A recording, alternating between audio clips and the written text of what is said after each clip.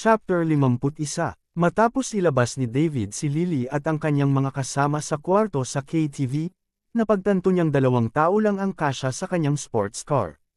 Ano ang gagawin niya sa 3 pa? Sa wakas, maaari na lamang silang dalhin ni David sa malapit na hotel. Gusto niyang magpabok ng kwarto para sa bawat isa sa kanila, pero sa huli, natakot sila kaya gusto nilang manatili sa iisang kwarto.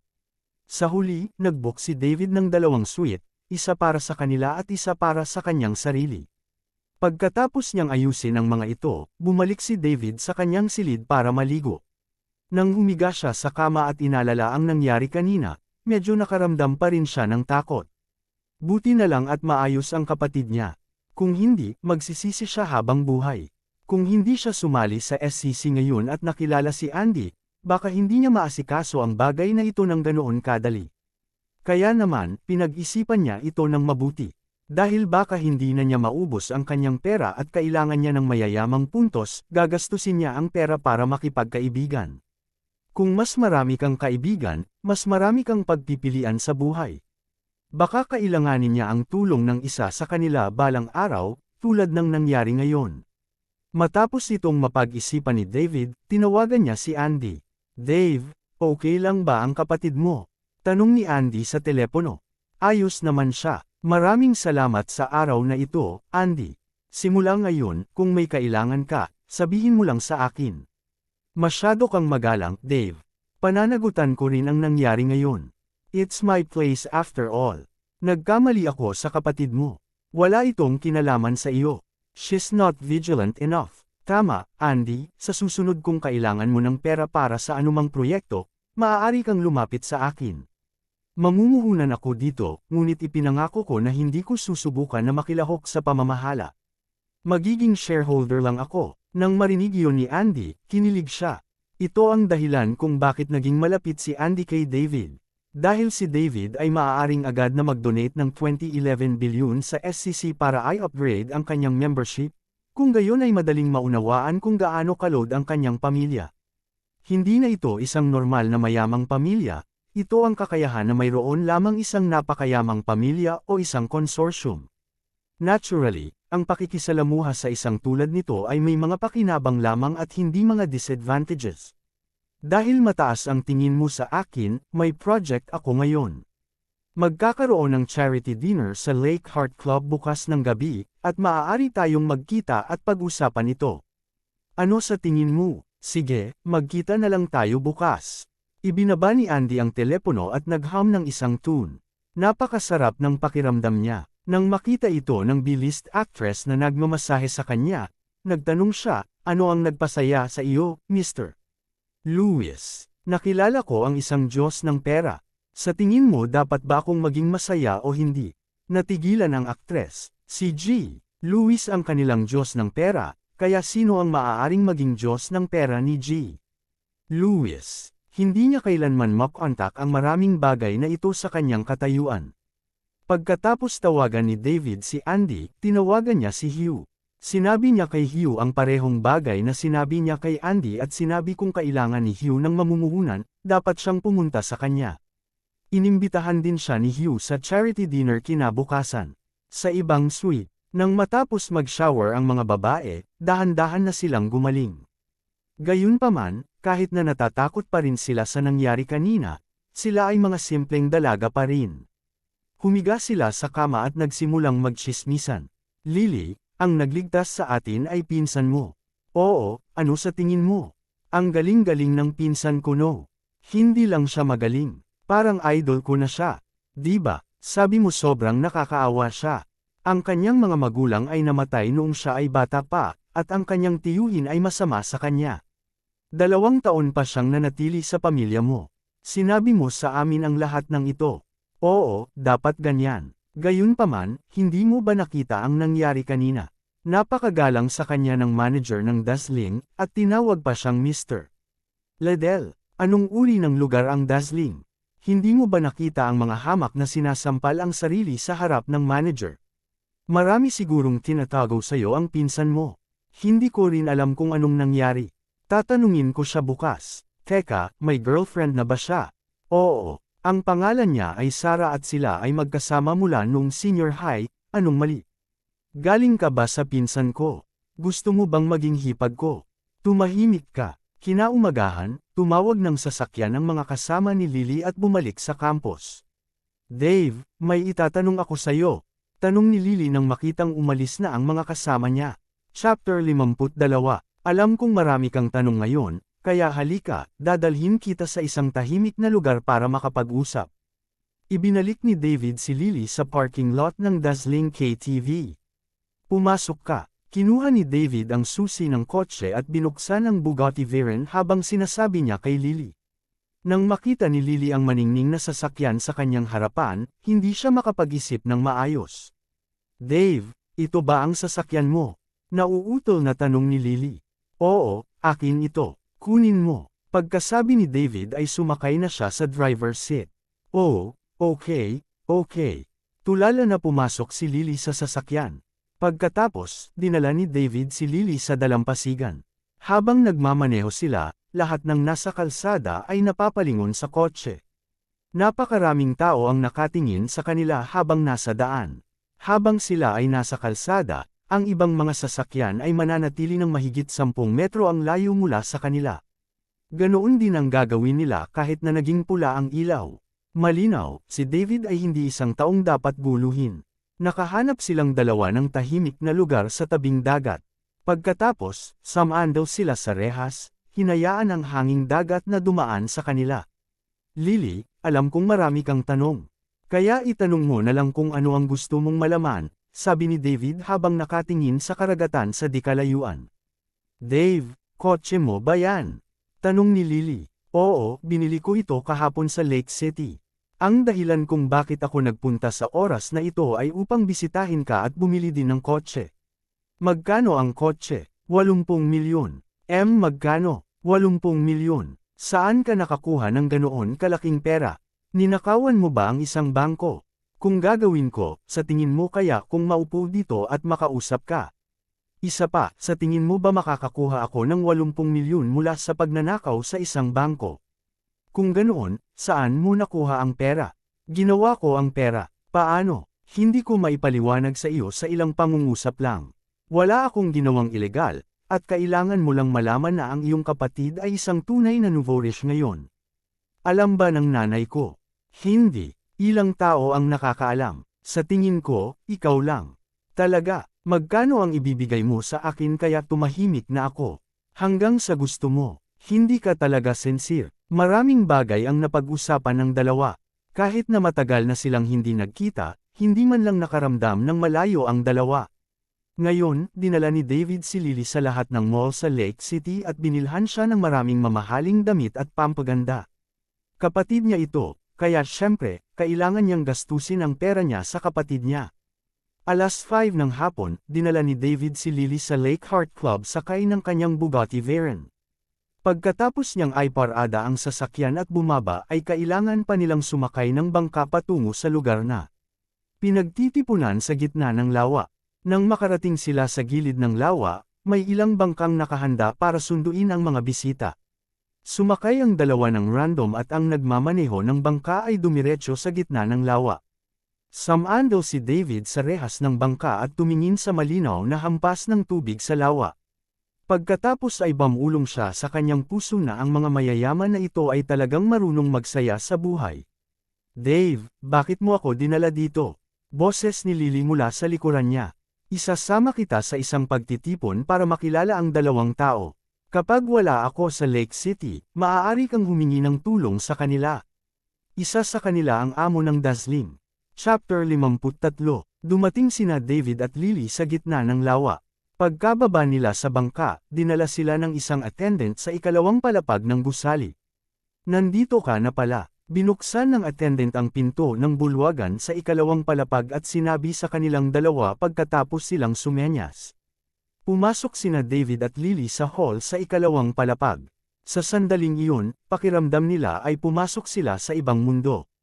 Ang bulwagan na ito ay hindi bababa sa 5,000 square feet, at ito ay marangyang pinalamutian ng mikantab na mga ilaw. Mayroong higit sa 100 tao doon at sila ay nagtipon sa mga grupo habang sila ay nag-uusap. Mahigit 10 matatangkad at gwapong attendant ang may hawak na mga tray na may alak at pagkain habang papasok at palabas sa crowd. Ito ang unang beses na bumisita si Lily sa ganitong lugar kaya kinabahan siya. Marahan niyang hinayla ang shirt ni David. Huwag kang matakot. Relax, kunin mo na lang kung anong gusto mong kainin. Tinapik ni David ang balikat ni Lily at inalaw ito. Sa totoo lang, hindi pa niya nakita ang ganitong uri ng eksena at kinakabahan siya sa sarili niya. Gayunpaman, naalala niya na siya ang pinakamayamang tao sa mundo at lahat ng iba ay dapat kabahan, hindi siya. Pagkatapos, pumasok ang dalawa sa hall. Nang dumaan si David sa isang attendant, kumuha siya ng isang baso ng alak. Pagkatapos niyang humigop, nakita niyang medyo masarap ito. Sa kabilang banda, mas reserved si Lily. Dave, andito ka na pala. Lumapit si Andy na may dalang baso ng alak. Andy, sorry sa matagal na paghihintay. Pakilala ko sa iyo, ito ang aking pinsan na si Lily at siya ay nag-aaral sa universidad sa Lake City. Pakiusap, alagaan mo siya sa hinaharap, Andy. Anong pinagsasabi mo Dave? Hindi ba pinsan ko rin ang pinsan mo? Kontaken mo lang ako tuwing may kailangan ka, Lily. Mayroon akong ilang reputasyon sa Lake City. Pagkatapos magsalita ni Andy, inabot niya kay Lily ang isang name card na may gintong plated. Salamat, Andy, mahinang sabi ni Lily. Lily, dapat tumambay ka muna mag-isa. Maaari kang kumain ng kahit anong gusto mo at ituring mo ito bilang iyong tahanan. May kailangan akong kausapin si Dave. Sige, sige. Dinala ni Andy si David sa isang private room sa ikatlong palapag. Pagpasok ni David sa kwarto ay may dalawa ng tao sa loob. May isang lalaki at isang babae. Ang lalaki ay mukhang nasa edad 40 at mukhang may kultura at pino. Dapat nasa 30s na ang babae. Naka-light makeup siya, at taglay ang alindog ng isang mature na babae. Dave, magpapakilala ako sa inyo. Ito si Mr. Josh Thomas at Ms. Holly Sheffield. Ito ang kaibigan kong si David Liddell, at siya ang pang-apat na shareholder. Sandaling ipinakilala ni Andy ang magkabilang panig. Pagkatapos makipagkamay ni David kina Josh at Holly, umupo na siya. Sa sandaling ito, nagsimulang sabihin sa kanila ni Andy ang tungkol sa proyekto. Sa madaling salita, nagkaroon ng contact si Andy at nakuha niya ang kanyang sarili ng minahan ng brilyante sa Safari Land. Siya ay pumunta sa lugar upang tingnan ito at ang kalidad ay top tier. Ang kabuoang pamumuhunan ay humigit kumulang 15 bilyon hanggang 20 bilyon. Handa si Andy na mumuhunan ng 5 bilyon para sa 40% at hahayaan niya ang iba na mumuhunan sa iba pang 60% na nagkakahalaga ng 10 bilyon. Dahil kailangan pa niyang dumaan sa iba't ibang formalidad at itinatag ang pakikipag-ugnayan sa pagitan ng lahat ng partido, kailangan niyang magkaroon ng mas maraming bahagi. Nangangahulugan ito na si David at ang iba pang dalawa ay kailangang mamuhunan ng 10 bilyon at account para sa 60% ng mga pagbabahagi. Parehong nagambag sina Josh at Holly ng 2.5 bilyon, na ang bawat tao ay may hawak na 15% ng mga pagbabahagi. Ang natitira ay 30% ng mga pagbabahagi, na 5 bilyon. Dave, kung sa tingin mo hindi mo kakayanin yan, kukuha tayo ng ibang shareholder. Ako mismo ang nag-inspeksyon ng minahan at siguradong bago ito, sabi ni Andy kay David. Hindi kakayanin. Nadama ni David na ang halagang ito ay napakaliit. Ito ay 5 bilyon lamang. Sige, mamumuhunan ako ng 5 bilyon at magkakaroon ako ng 30% ng mga bahagi. Sige, napagdesisyonan na. Ipapadala ko ang impormasyon sa inyong lahat mamaya. Dito, mag-toast tayo. Pagkaalis ni David, nagsimulang maglibot-libot si Lily sa hall at dahan-daang nag-relax. Walang pumapansin sa kanya, kaya masaya siya. Nang nasa lugar na sila kung saan sila naghahain ng pagkain ay huminto si Lily sa paglalakad. Chapter 54. Lahat ng dessert dito ay mukhang masarap. Wow, ang sweet naman nito. Napaka-crispy nito. Napakabango nito. Napakalambot nito. Sunod-sunod na kinain ni Lily ang mga dessert habang isinalansan sa plato niya ang mga nagustuhan niyang pagkain. Hoy! May nakita si Lily at mabilis na tumakbo. Ikaw ba si Marie Kent? Si Marie ay nakikipag-usap sa isang senior sa industriya ng pelikula nang marinig niya ang isang boses na hamarang sa kanya. Tumingin si Marie at nakitang ito ay isang batang babae na nasa 20s. Hello, ako si Marie Kent. Wow, ikaw talaga Marie. Gusto ko ang mga pelikula mo. Maaari ba akong magpa-picture kasama ka? Mahal na mahal ka ng mga kasama ko, gulat na sabi ni Lily. Salamat sa suporta. Tiyak na sasali ako sa mas maraming magagandang pelikula. Pagkakuha nilang dalawa ng picture ay naglakad na si Marie. Pagkatapos, ipinost ni Lily ang larawan sa kanyang Instagram na may caption na, "Kilala mo ba kung sino ito?" Pagkatapos, inilagay niya ang kanyang telepono upang hanapin ang kanyang susunod na target. Nako, hindi ba yan ang sikat na celebrity na si Kevin Corden? Sus, hindi ba yan ang Empress Elsa Winter? Kasabay nito, lumitaw sa bulwagan ang isang taong may hawak na isang plato ng dessert at ang kanyang telepono sa kabilang banda ay naghahanap ng mga kilalang tao na makakasama ng litrato. Lahat ng mga celebrity ay magpapapicture sa kanya dahil ang mga kagalang-galang na tao lang ang papayagang makapasok sa lugar na ito ngayon. Kahit na ang batang babae na ito ay magandang ngunit mukhang hindi masyadong matalino, walang sino man ang makakasiguro na hindi siya dinala dito ng ilang malalaking shot. Naghahanap si Lily ng mga celebrity na makakasama niyang kunan ng litrato at tuwang-tuwa siya. Mayroon na siyang 7 hanggang 8 larawan at lahat sila ay kinunan kasama ng mga sikat na bituin noon. Kung ibabalik niya ito sa kanyang unibersidad, may inggit sa kanya ang kanyang mga kaklase. Lily Greg, habang nakayuko si Lily para tingnan ang phone niya, may narinig siyang boses. Nang iangat ni Lily ang kanyang ulo, nakita niya ang isang batang babae na may makapal na make-up sa mukha na nakahawak sa braso o pamaypay na matandang lalaki na may tiyan ng beer. Jessica Morgans. Tanong ni Lily. Ang taong ito ay kamukha ni Jessica mula sa kanyang klase, ngunit dahil maraming make-up sa kanyang mukha, hindi makatiyak si Lily. Ikaw talaga, paano ka nakapasok dito? Ito ang pinaka-high-end na pagtitipon sa Lake City. Oh, alam ko, dapat part-time attendant ka, di ba? Sarkastikong sabi ni Jessica. Hindi, sumama ako sa kapatid ko, sagot ni Lily. Kapatid mo? Ang kapatid mo ba ang security guard? Gusto ba niyang mawalan ng trabaho? Paano niya madadala ang mga random na tao dito? Jessica, hindi ako papayag na magsalita ka ng masama tungkol sa kapatid ko. Galit na sabi ni Lily. Jessie, bakit hindi mo ipakilala sa akin itong magandang babae? Sabi ng matandang katabi ni Jessica. Senior, this is Lily Gregg, from my class, nag-aatubili na pakilala ni Jessica. Siyempre, alam niya kung ano ang balak ng matanda. Hello, Miss Gregg. Inabot ng matanda ang kanyang kamay para makipagkamay kay Lily. Jessica, ito ba ang iyong ama? Jessica, ang matanda. Ang kanyang isang pangungusap ay matagumpay na ikinagalit ng dalawang tao. Lily, huwag kang ang magsalita ng kalokohan. Kung gagawin mo, Lil, puputulan ko ang bibig mo sa mukha mo. Boyfriend ko ito, sabi ni Jessica, nalilito at naiinis. Nagsalita rin ang matanda. Miss Gregg, kung humingi ka ng tawad sa akin ngayon, ibigay mo sa akin ang contact details mo, at siguraduhin mong lalabas ka kapag inaya kitang lumabas, papakawalan kita ngayon. Kung hindi, hindi ka lang palalayasin dito, mawawalan din ng trabaho ang kapatid mo. Halatang naniwala siya sa sinabi ni Jessica at talagang akala niya ay security guard ang kapatid ni Lily dito.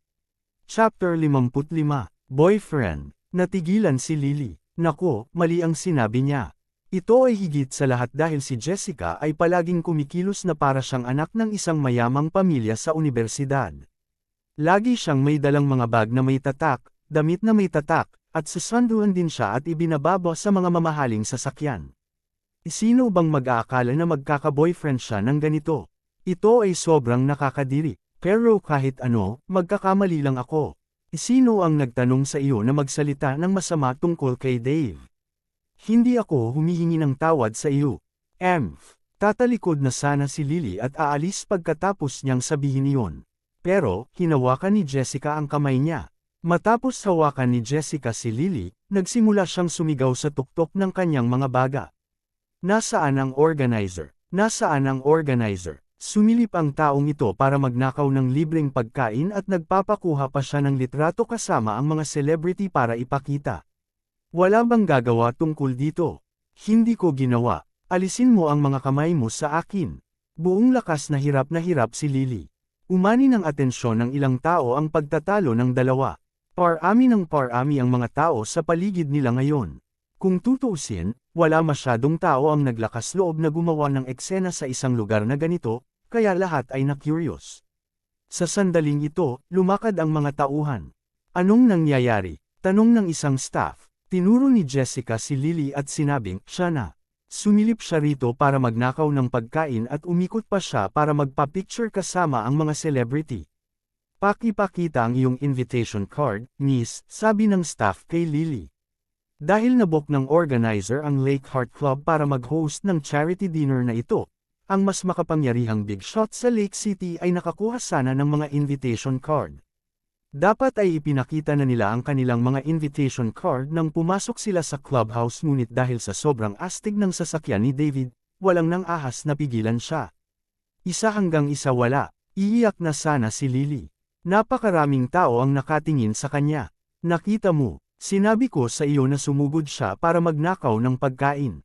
Nabigo ka rin bilang organizer, paano mo pahihintulutan ang mga walang katuturang tao na makalusot dito? Sabi ni Jessica sa sobrang mayabang na tono. Seguridad, seguridad, tumawag ang staff. Maya-maya, may dumating na ilang security guard. Paki-escort ang babaeng ito palabas dito, sabi ng staff sa mga security guard. Gayunpaman, nang ang mga security guard ay pupunta na sa kanya. Teka, maghintay, sabay na sabi ng dalawang boses. Ang isa ay si Empress Elsa Winters, at ang isa ay si Marie Kent, isa sa 4 na sumisikat na bituin. Dinala ko siya dito. Siya ang pansamantalang katulong ko, sabi ni Elsa. Oo, mapapatunayan ko rin, sabi ni Marie. Nagustuhan ni Elsa ang masayahin at kaibig-ibig na batang babae. Nang makita niya na si Lily ay nabubukod at nakakaramdam ng kawalan ng kakayahan, naawa siya, at gusto niyang tulungan ang babaeng ito dahil sa habag. Maliit na bagay lang iyon sa kanya. Nang makita ni Marie ang engkwentro ni Lily, naalala niya ang nangyari sa kanya kahapon. Maswerte siya na nakatagpo siya ng isang mabuting tao kaya nakatakas siya sa kalamidad na iyon. Kaya naman, gusto rin niyang tulungan si Lily. Nang makapagtestigo ang dalawang celebrity para kay Lily, wala nang lakas ng loob na gumawa pa ang mga security guard. Sa sandaling ito, nagsalita ang katabi ni Jessica. Guys, huwag basta-basta managot sa anumang bagay. Kailangan mong pasanin ang mga kahihinatnan ng iyong mga aksyon. Kilala ni Tristan Collins ang dalawang celebrity. Gayunpaman, isa siyang malaking boss na may net worth na daan-daang milyon. Kahit na maraming tao sa bulwagan na mas makapangyarihan kaysa sa kanya, sigurado siyang hindi ang dalawang ito. Mga kilalang tao. Sa mga normal na tao, sila ay mga kilalang tao. Gayunpaman, sa isang malaking boss na tulad niya, sila ay mga jester lang. Putol ni Jessica sa pagkakataong ito, nagsisinungaling ka. Kaklase ko si Lily at nasa university pa siya. Paano siya magiging katulong mo? Isa pa, dinala daw siya ng kapatid niya dito at siguradong security guard ang kapatid niya dito. Miss, anong pangalan ng kapatid mo? Tanong ng staff. Chapter 56. Kapatid ko si David. Galit na ungol ni Lily. David, may David ba sa inyo? Lumingon ang empleyado sa mga security guard at nagtanong. Nagbahagi ng tingin ang mga security guard at sumagot, hindi. Kumalabog ang puso ni Marie nang marinig ang sinasabi ni Lily tungkol sa pagiging kapatid ni David. Iyon ba ang si David na nagligtas sa akin kahapon? Magsasalita pa sana siya nang biglang nagsalita si Lily. Dumating ang isang lalaki na tinatawag na Andy at isinama ang kapatid ko ngayon lang. Sinabi niya na pag-uusapan nila ang negosyo, at pumunta sila sa ikatlong palapag. Andy, nagulat ang lahat sa karamihan. Mayroon lamang isang Andy sa Lake City, at ito ay si Mr. Lewis. Siya ang may pinakamataas na katayuan sa lipunan dito sa Lake City. Kung ang kanyang kapatid ay nakikipag-usap kay Andy, kung gayon ang kanyang kapatid ay dapat na isang kilalang tao rin. Nagsimulang hindi mapalagay ang mga empleyado at si Tristan. Si G. Lewis ay hindi isang taong kaya nilang masaktan. Si Ginoong Lewis ay kilala dito sa Lake City. Kung itinuturing kanyang kaibigan, hindi may kakailan na maganda ang pakikitungo niya sa iyo. Gayunpaman, kung ikaw ang kanyang kaaway, gagawin niya ang lahat sa kanyang makakaya upang mapupuksa ka para sa kabutihan. Napakaraming maliliit na negosyo sa Lake City na naging biktima ng kanyang iba't ibang mga plano upang mabilang. Dahil dito, nagsimulang kumalat ang isang kasabihan sa Lake City.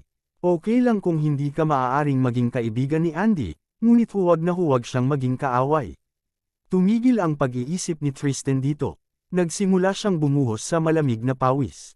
Ang kanyang netong halaga na ilang daang milyon ay walang halaga kung ihahambing kay G. Lewis, at ang huli ay madaling mabangkarote anumang sandali. Sa sandaling ito, natapos na nina David at Andy ang pagtalakay sa kanilang negosyo at bumaba na sila. Inilibot ng mga mata ni David ang lugar at, sa halip na hanapin si Lily, nakita niya ang isang malaking grupo ng mga tao na nagkukumpulan sa gitna ng bulwagan.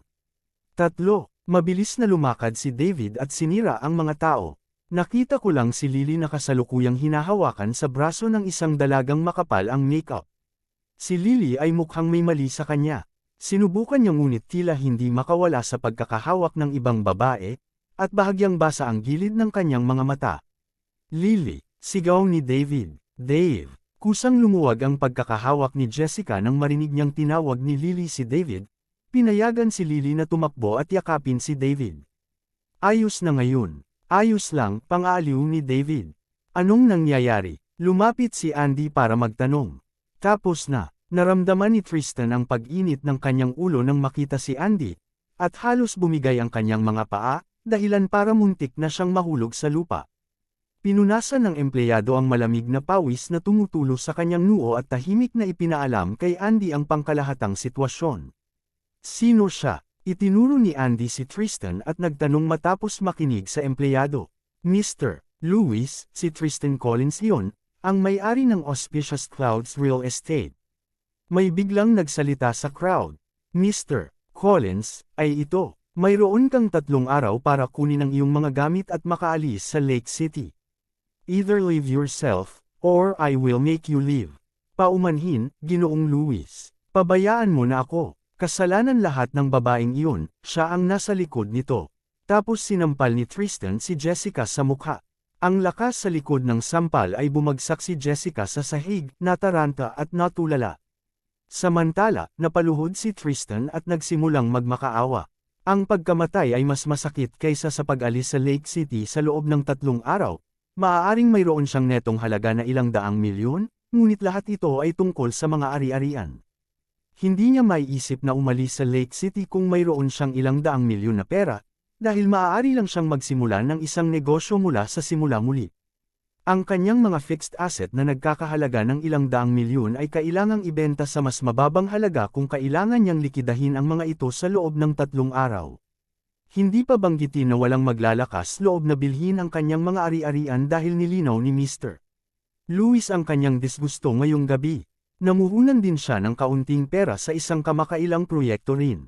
Kung aalis siya ngayon, kailangan niyang magbayad ng maraming pera para sa paglabag sa kontrata. Malamang napupunta siya mula sa may-ari ng isang malaking negosyo na nagkakahalaga ng ilang daang milyon, tungo sa isang bangkarota na may utang. Mayroon pa siyang ilang mistresses at 2 anak sa labas na dapat alagaan. Chapter 57. Ayoko nang maulit ang sarili ko. Walang ekspresyong sabi ni Andy. Nawalan na ng pag-asa si Tristan. Hanggang sa umalangaw ang isa pang boses mula sa karamihan. Andy, inaapi mo na naman ba ang isang mahirap na tao? Lumapit si Hugh. Mr. Green, iligtas mo ako, pakiusap. Nagkatrabaho na kami dati.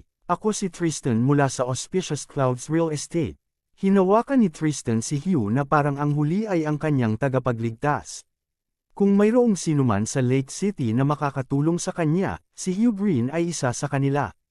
Bilang pangalawang anak ng pamilyang Green, siya ang dapat na pangalawa sa linya na magmana ng negosyo ng pamilya. Gayunpaman, nagawa ni Hugh na ibalik ang tubig at lumaban sa pantay na katayuan sa kanyang nakatatandang kapatid. Ang mga matatanda sa kanyang pamilya ay hindi pa nakapagpapasya kung sino ang tunay na magmamana ng negosyo ng pamilya. Kaya, nagpa siya ang mga matatanda na bigyan. Silang dalawa ng isang halaga ng pera para magamit nila at paunlarin ang kanilang pinakamahusay na kakayahan sa loob ng 10 taon. Ang anak na lalaki na may pinakamagandang resulta ay pipiliin bilang tagapagmana. 5 taon na ang lumipas, at malinaw na si Hugh ang nangibabaw. Berde, sinong nagsabing may binubuli ako? Siya ang nangbuli sa pinsan ni David, Ano pa ba ang dapat gawin? Tinuro ni Andy si David at tumutol. Napalingon si Hugh sa binibini na kayakap ni David. Oh, binubuli mo ang pinsan ni Dave. Matapang ka, bibigyan kita niyan, napalingon si Hugh kay Tristan. Ha, nakaramdam ng pagkalito si Tristan. Anong balak mong gawin, Andy? Binigyan ko siya ng 3 araw para makaalis sa Lake City. 3 araw, masyadong mahaba yun. I think 1 day is more than enough. Nawalan ng malay si Tristan nang marinig niya ang sinabi ni Hugh. Walang pagkakataon para sa kanya na iikot ang mga talahanayan sa paligid ngayon na 2 kilalang tao sa Lake City ang nagtatarget sa kanya. Umakyat ang dugo sa kanyang ulo, at siya ay nawalan ng malay. Itapon mo siya at tumawag ng ambulansya. Kung hindi siya magising, hayaan mo siya, ngunit kung magising siya, sabihin mo sa kanya na may 1 araw pa siya, sabi ni Andy sa empleyado. Oo, Mr. Lewis. Binuhat ng ilang security guard si Tristan at pinalabas si Jessica. Ngayong naayos na ang sitwasyon, lahat ay tumingin kay David nang may pag-uusisa. Nakakatakot ang katayuan ng lalaking ito, kung isa sa alang-alang niya na kaibigan niya ang 2 big shot sa Lake City. Bumilis ang tibok ng puso ni Marie nang makita si David. Hindi niya akalaing magkakaroon siya ng pagkakataong makilala siya muli dahil sa kanyang pagkakakilanlan. Hindi niya inaasahan na makikita siya muli ngayon pagkatapos ng paghihiwalay kahapon, kahit na dumating siya sa lugar na ito na may pag-asa ngayon.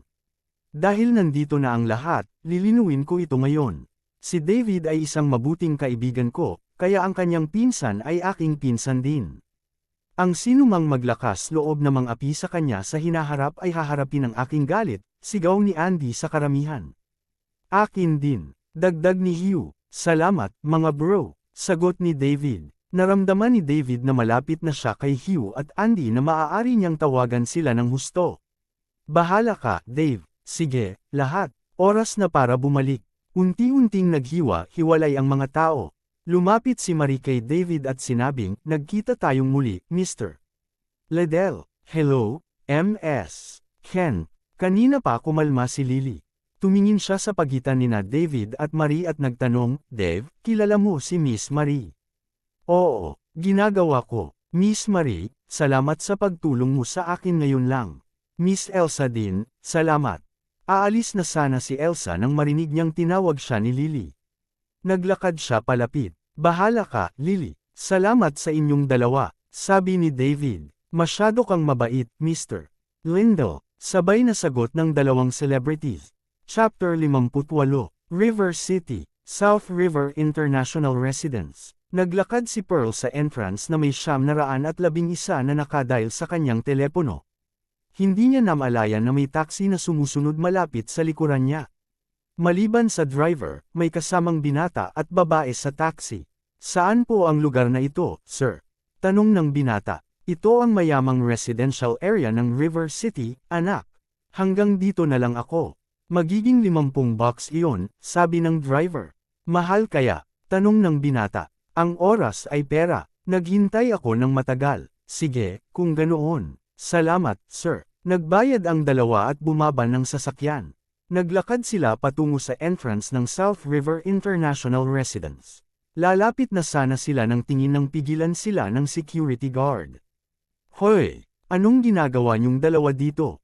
Sumunod ka, hindi ito isang lugar na maaring pasukin ng mga tao. Maaari ko bang tanungin kung kanino ang pulang Porsche na kakadrive pa lang?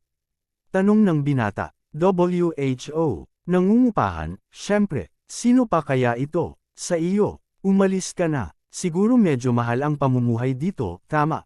Taga-bukid ka ba, anak? Let me put it this way.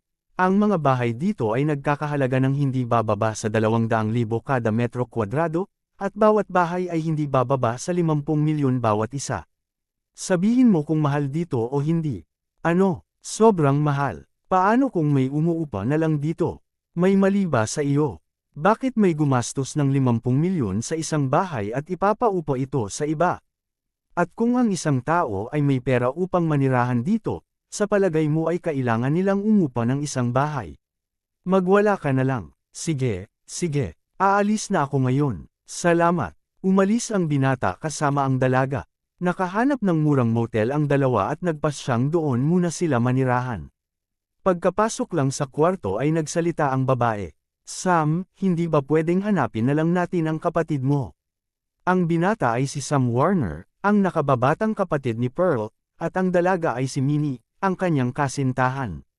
Gayunpaman, tutol ang pamilya ni Minnie sa relasyong ito dahil ang pamilya ni Sam ay mga magsasaka habang sila ay naninirahan sa bayan. Kaya, nagpasya sina Sam at Minnie na palihim na lumapit at humingi ng tulong kay Pearl. Saka lang napagtanto ni Sam na nagsinungaling si Pearl sa kanilang mga magulang. Sinabi ni Pearl na mahirap kumita ng pera sa lungsod at kailangan niyang magbayad ng renta at bayaran ang kanyang mga gastusin sa pamumuhay. Gayunpaman, nakita ni Sam si Pearl na nagmamaneho ng isang marangyang kotse at nakatira sa isang mamahaling bahay. Hindi, hahanapin namin siya kapag nandito na sina mama at papa. Noon pa man ay takot na takot ako kay Pearl, at si nanay at tatay lang ang makakapili sa kanya. Tatawagan ko muna si mama. Inilabas ni Sam ang phone niya at tinawagan. Saan ka nagpunta, kuya? Bumalik ka dito ngayon din. Umalangaw-ngaw mula sa mga speaker ang boses ng isang nasa katanghaliang gulang na babae. Nanay, nasa River City na ako. Hindi na ako babalik, sabi ng binata. Bata ka, tinakasan mo ang anak ng isang tao, ngayon ay dumating ang kanyang pamilya upang tanungin kami kung nasaan siya. Bumalik ka dito ngayon din. Mama, makinig ka sa akin. Nahanap ko si Pearl, mayaman na siya. Siya ay nagmamaneho ng kotse na nagkakahalaga ng milyon-milyong dolyar at nakatira sa isang bahay na nagkakahalaga ng hindi bababa sa 50 milyon. Halika at hanapin ang iyong sarili. Nabaliw ka na. Totoo naman, Nay. Hindi ako nagsisinungaling. Nahanap ko kung saan nagtatrabaho si Pearl kahapon, at nakita ko siyang nagmamaneho ng pulang sports car na nagkakahalaga ng milyon-milyon pagkaalis niya sa trabaho. At pagkatapos, tanong ng mama niya sa telepono. Hindi ko siya sinundan kahapon, pero tumawag ako ng taxi ngayon para maghintay sa entrance. I saw her enter a residential area and I asked the security guard about it. Ang pabahay daw doon ay nagkakahalaga ng 200,000 kada metro kwadrado, sapat na iyon para makabili ng isang buong bahay pauwi. Bawat bahay sa lugar na iyon ay nagkakahalaga ng hindi bababa sa 50 milyon. Sigurado ka ba? Hindi mo naman siya napagkamalan na iba, di ba? Bakit naman ako magsisinungaling sa'yo? At kapatid ko iyon, para bang hindi ko siya makikilala. Sige, sasama ako sa papa mo bukas ng umaga. Ang tandang babaeng ito, ang lakas ng loob niyang magpadala sa amin ng 20,000 lamang bawat buwan kapag siya ay nagmamaneho ng isang sports car at nakatira sa isang mamahaling bahay sa lungsod. Chapter 50. Minnie, tawagan mo ang mga magulang mo para pumunta din dito bukas. Sinabi ni Sam kay Minnie matapos. Tapusin ang tawag kasama ang kanyang ina. Para saan? Kaya ba nila ako kaladkarin pabalik? Hindi pa sila pumayag sa relasyon natin simula pa lang.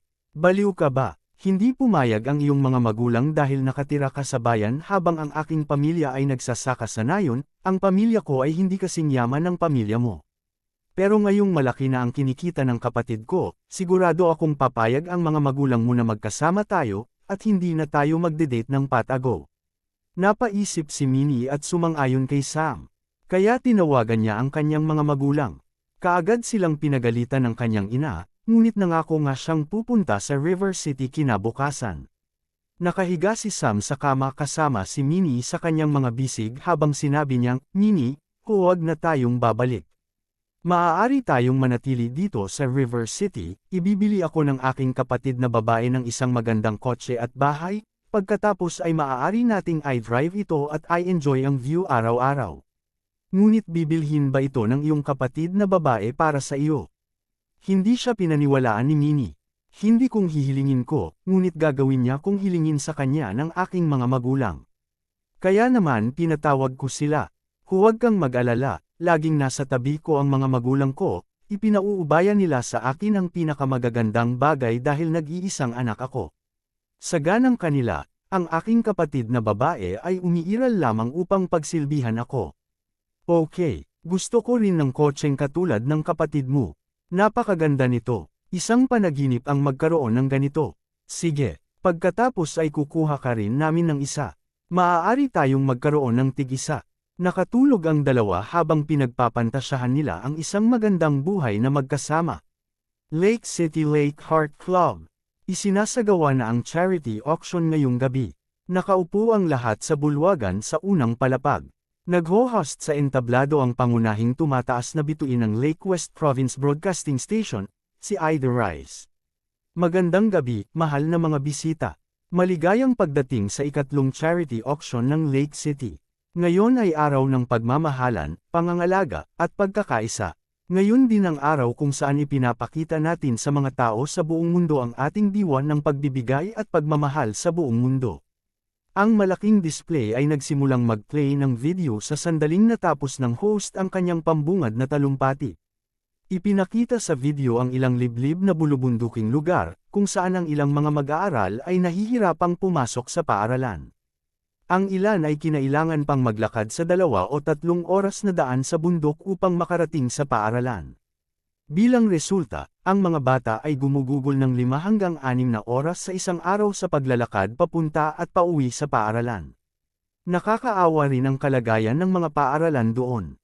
Ang mga mesa at bangko sa paaralan ay pawang mga donasyon mula sa mga mag-aaral. Bahay, at sila ay mukhang luma at pagod na pagod. Marami sa mga magulang ng mga mag-aaral ang kailangang umalis sa lugar at magtrabaho sa malayo upang maghanap buhay, na iniiwan ng mga batang mag-aaral sa bahay kasama ang kanilang matatandang lolo't lola. Ang mga batang ito ay kailangang maging matanda at maging responsable sa murang edad. Ang ilan ay napakahusay pa nga sa paglalaba, pagluluto, at iba pang mga gawaing bahay.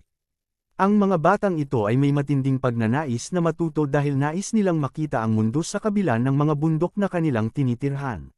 Dito natapos ang video. Ipinagpatuloy ni Aida ang kanyang talumpati, lahat ng na-auction ngayong gabi ay ibibigay sa mga bata sa video.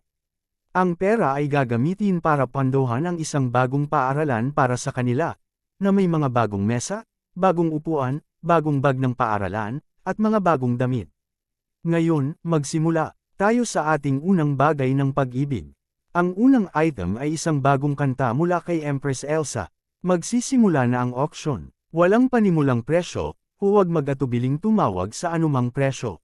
100,000, 150,000, 300,000, 500,000. Ang ganda. Tumawag ng 500,000 ang panauhing 17. May iba pa ba? Tiningnan ni David ang card na hawak niya. Numero 7. Itinaas niya ito at sinabing, 5 milyon. Maraming mga ulo ang napalingon kay David nang marinig nilang tumawag siya ng 5 milyon. Na-curious sila kung sinong big shot ang tumawag ng ganoong kalaking halaga. 5 milyon. Tumawag ng 5 milyon ang guest 7. May iba pa ba? 1 beses tumawag. 2 beses tumatawag. Nabenta. Palakpakan natin ang bagong kanta ni Empress Elsa. Umakyat si Elsa sa stage. Hindi niya inasahan na maisusubasta ang kanyang kanta sa halagang aabot sa 5 milyon. Hindi naman sa masisiyahan pa rin siya sa 1 sentimo nito, dahil ganap na itong ibibigay. Gayunpaman, napakasaya niya dahil mas maraming bata mula sa video ang maaaring makinabang mula sa mas malaking halaga ng donasyon.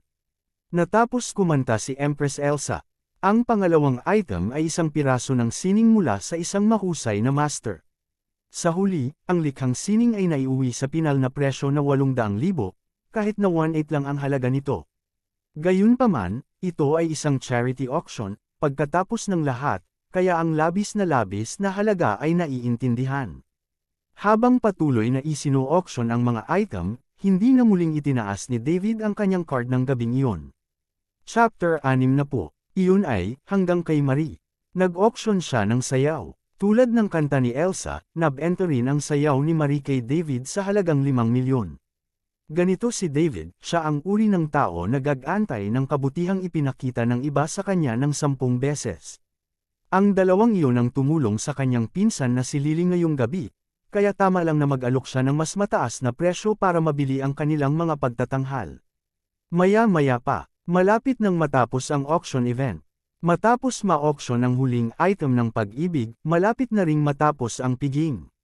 Maya-maya, itinaas ni David ang kanyang card at nagsalita. Ms. Rice, gusto kong mag-donate ng kanta. Babasahin na sana ni Aida ang pangwakas na talumpati nang makita niyang nag-alok si David na mag-donate ng kanta. 10 milyon ang ginastos ni David sa auction ngayon, kaya hindi tama na tanggihan siya. Pinayagan ni Aida na umakyat si David sa entablado. Mr. Nais ni Ladel na mag-donate ng kanta, may gustong bumili nito. Tanong ni Aida. Gusto ko sanang bumili nito sa sarili ko kung ayos lang. Tanong ni David. Gusto mo bang bumili ng sarili mong kanta? Oo naman. Dahil gusto ni Mr. Ladel na ibalik ang kanyang kanta, pakinggan natin si Mr. Ladel na kumanta. Mr. Ladel, magkano ang tawag mo? 100,000,000. Magkano? Nauutol na sabi ni Aida. Nag-aalok ako ng 100,000,000 para bilhin ang aking kanta. Natigilan si Aida, at gayon din ang daan-daang bisitang nakaupo sa ibaba ng stage. Maliban kina Hugh at Andy, nagulat ang lahat sa narinig. Bumili ng sarili mong kanta sa halagang 100,000,000. Hindi ba siya esensyal na nag-donate ng isa pang 100,000,000? Wala pa kaming narinig tungkol sa David na ito sa Lake City dati. Hindi lang siya malapit na kaibigan ni Mr. Lewis at Mr. Green, nag-donate lang din siya ng 100,000,000. Walang hangganan kung gaano kayaman ang lalaking ito. Lumapit si David sa piano at umupo. Ang kantang kinakanta ko ngayong gabi ay tinatawag na Snail. Sa pamamagitan nito, umaasa ako na ang mga bata sa video ay makakahanap lamang ng kanilang sariling lugar sa mundo. Dahil doon, nagsimulang kumanta si David. Isang mabagal na melody ang naanod mula sa piano. Dapat ko bang tanggalin ang aking mabigat na shell? At hanapin ang bughaw na langit? Ang banayad na hangin ay umiihip habang ako ay marahan na sumasayaw sa kalangitan. Ang sakit na naranasan ko noon ay parang wala na. Step by step, gagawa ako ng paraan. At tahimik na maghintay upang pagmasdan ang pagsikat ng araw. Ang isang langit na napakaliit ay nagtataglay ng isang pangarap na napakalaki. Ang isang bahagyang pagnanasa ay nagtatago sa isang mabigat na shell. Step by step, gagawa ako ng paraan. At sa pinakamataas na punto, umailan lang ako sa kalangitan sa isang dahon. Ang isang napakaliit na langit ay pinipigilan ang pawis at luha. Magkakaroon ng lugar para sa akin. Natapos ang kanta. Umalangaw-ngaw ang malalakas na palakpakan sa ibaba ng stage. Ang mga bata sa video ay parang kuhol sa kanta ni David, kung paano nila gustong maranasan ang mundo sa labas at makahanap ng lugar para sa kanilang sarili sa mundo. Mr. Ladel, nagawa mo ba itong kanta? May nagtanong sa audience sa ibaba. Ako, sagot ni David. Napakatalino mo, Mr. Ladel. Sobrang guwapo. Magiliw na tiningnan ni Marie si David na nasa entablado. Ito ang lalaking hinahangaan niya. Gulat ding napatingin si Elsa kay David. Hindi siya tulad ng ibang lalaki.